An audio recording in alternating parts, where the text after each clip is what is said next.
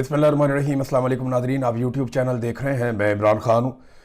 नाजरीन, वज़ीर दिफा का काम चेक करें। पाकिस्तान के वज़ीर दिफा ख्वाजा आसिफ ये कहते हैं जी पाकिस्तान में इस वक्त जो सबसे बड़ा रोजगार है ना वो मांगना है। रोजगार का पाकिस्तान में सबसे बड़ा जरिया ख्वाजा आसिफ के बकौल वो मांगना है। यानी पाकिस्तान में फौज के अंदर लगभग कोई 7-7.5 लाख नौजवान काम करते हैं, बड़ी उम्र के भी हैं।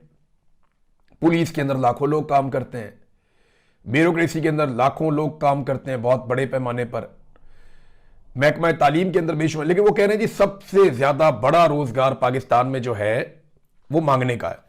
यानी गदागरी जो है मांगना वो सबसे बेहतरीन रोजगार है। इसके अंदर ठेकेदार भी मौजूद हैं और बाकायदा पाकिस्तान का वजीर दिफा देखें दुनिया को किस किस्म का पैगाम दे रहा है पाकिस्तान के बारे में कि जनाब हम तो मांगने में एक्सपर्ट हैं, हमारे यहां पे तो रोजगार सबसे बेहतरीन जो है वो मांगने वाला है। और कौम को ये लोग चूना लगाते थे कि अब अपने अखराजात कम करेंगे। इमरान खान की हुकूमत में ये क्या कहते थे कि इमरान खान जनाब अय्याशी कर रहा है, ये कहते थे। इमरान खान प्राइवेट जेट लेकर नहीं जाता था दुनिया में घूमने के लिए। इमरान खान जब दुनिया में जाता था तो कमर्शियल जहाजों के ऊपर भी ट्रेवल करता था। इमरान खान जब दुनिया में जाता था तो बहुत महंगे महंगे होटलों में नहीं रहता था। जब वो दुनिया के मुमालिक में जाता था तो वो अपने साथ फौज जफर मौज लेकर नहीं जाता था।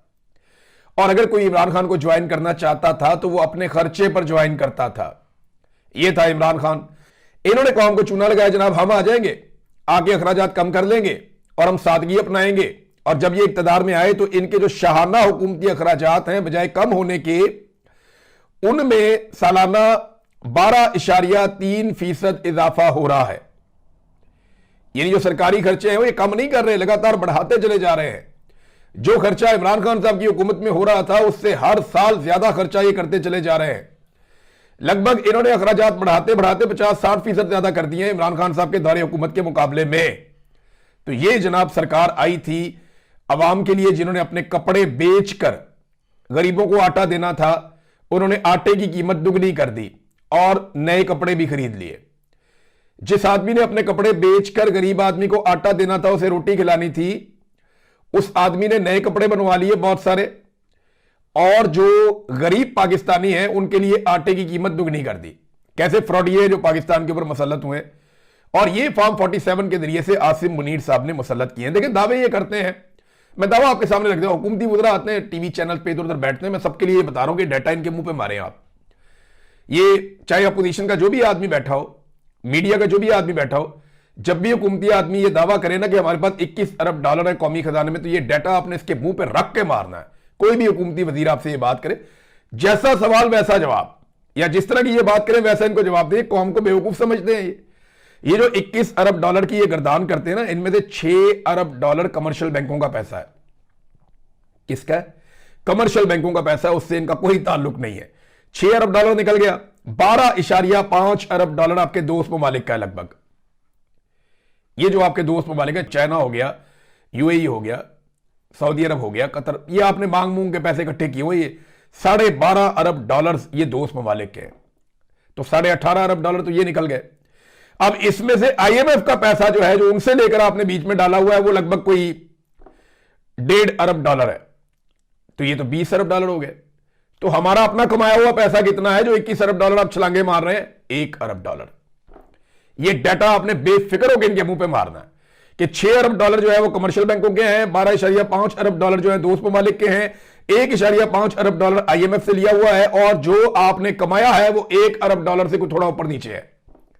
ये आपकी टोटल कमाई है, कोई टारगेट भी आप अचीव नहीं कर पा रहे। मोहम्मद जुबैर साहब ने भी ये डाटा दिया हुआ है और बहुत सारे लोग इस डाटा पे बात करते रहते हैं। आप किसी भी इकोनॉमिस्ट से पूछ लें तो इनको ये डाटा जो है वो उठा के इनके सर में मारें आप कि जनाब ये तुम्हारी औकात है, झूठ मत बोलो। ये लगातार झूठ बोल रहे हैं। अब नाजरीन आ जाए जरा इदारों की तरफ, खास तौर पे अदलिया की तरफ। इमरान खान साहब के केस आज लगे हुए थे, लोगों को ऐसे खबरें दी गई जैसे पता नहीं क्या बहुत बड़ा कोई कारनामा होने लगा। ये सारे केसेस वो थे जो इमरान खान साहब के खिलाफ हैं।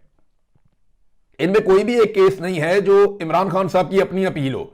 इमरान खान की या उनकी अहलिया की अपीलें नहीं लग रही, इनके खिलाफ अगर कोई अपील कर रहा है तो वो अपील लग रही है। समझ आ गई आपको बात की? और ये इस मौके पर क्यों हुआ मैं आपको बताता हूं। जब आईएमएफ का वफद आया था ना, उसने कहा था जी हमने चीफ जस्टिस से मिलना है, जजों से मिलना है, हमने मुख्तलिफ लोगों से मिलना है पाकिस्तान में, हमें पता तो चले तुम मुल्क चला सकते हो कि नहीं।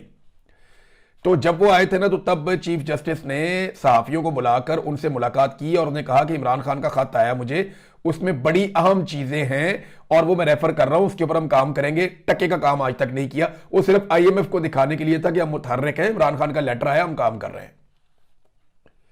और अब जब यूनाइटेड नेशंस का यानी यूएन का भी एक वफद आ गया ना, अब उसने मुलाकात करनी थी चीफ जस्टिस याह्या अफरीदी से, तो ऐन उसी दिन इन्होंने क्या किया कि जब यूएन के वफद ने चीफ जस्टिस याह्या अफरीदी से मुलाकात करनी थी, तो उस मौके पर इन्होंने इमरान खान साहब की अपीलें लगवा दी 13 केसों की, और वो सारे केसेस हुए जो इमरान खान के खिलाफ अपीलें आ गई सरकार की, ताकि अगर वो पूछें कि जनाब आप पाकिस्तान में ज्यादती कर रहे हैं, तो हम बड़े आराम से टिल्ले मुंह के साथ कहते हैं जनाब आज भी केस लगे हुए थे उनके, तो हम तो आज सुनकर आए हैं उनके केसेस हमने नोटिस किए हुए हैं।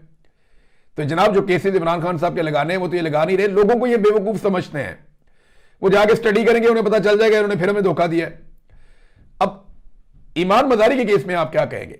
एक ट्वीट के ऊपर 17 साल की सजा, इधर आइन तोड़ दिया, बेशुमार डिक्टेटरों ने एक को भी सजा नहीं हुई, एक ट्वीट के ऊपर 17 साल की सजा सुना दी।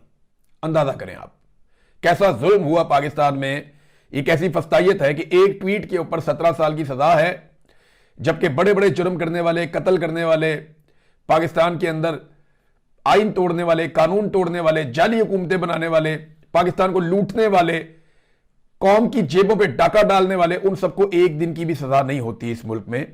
लेकिन अगर कोई इंसानी हुकूक का आलम बुलंद करे और एक ट्वीट कर दे तो 17 साल की सजा हो जाती है। इमरान खान के वकील ने मौके से फायदा उठाया, सलमान सफदर ने, उन्होंने चीफ जस्टिस को जाकर बताया, उन्होंने कहा चीफ जस्टिस को कि जनाब 5 महीनों में इमरान खान से एक मुलाकात हुई है, वो भी 10 मिनट की हुई है। अब सर्दियां खत्म हो रही हैं, एक हफ्ते बाद रमजान शुरू हो रहा है, रमजान में जमानत की दरखास्तें अदालतों की तरजीह होती है, बाहर खड़े होकर उन्होंने बताया सारा। अगर रमजान में भी इमरान खान की जमानतों के केस नहीं लगते तो यह सिस्टम कोलैप्स तस्वर होगा। उन्होंने कहा जी ओवरऑल सूरत बहुत अलार्मिंग है।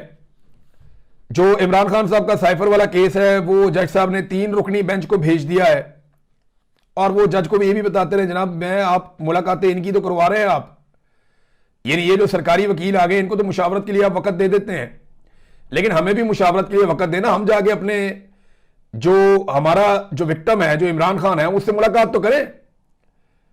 यानी हमारी मुलाकात आप इमरान खान से करने नहीं देते, हमें वहां पे आप डिस्कशन करने नहीं देते, हमारी मुलाकातें आपने बंद की हुई हैं, इनको आप फुल फैसिलिटेट कर रहे हैं। तो इस मौके पे उन्होंने ये बात की अदालत को, लेकिन क्या फर्क पड़ता है? याह्या अफरीदी साहब की भी ऐसा लगता है कि वो औकात नहीं है कि वो इमरान खान साहब की मुलाकात करवा सके, क्योंकि याद होगा शहबाज शरीफ को, चीफ एग्जीक्यूटिव है ना मुल्क का, कानूनी और आईनी तौर पे तो वही है, चाहे जाली सही लेकिन है तो सही। अब जब शहबाज शरीफ को सुहेला अफरीदी ने कहा कि जी मुलाकात करवा दे इमरान खान से, तो उसने क्या कहा था? शहबाज शरीफ ने कहा था कि पूछ के बताता हूं। और जब शहबाज शरीफ पूछ के बता रहा है, चीफ जस्टिस की क्या औकात है, तो सारे काबू आ गए। अब तक के लिए इतना ही, अपना ख्याल रखिएगा, अपने चैनल का भी। अल्लाह हाफिज।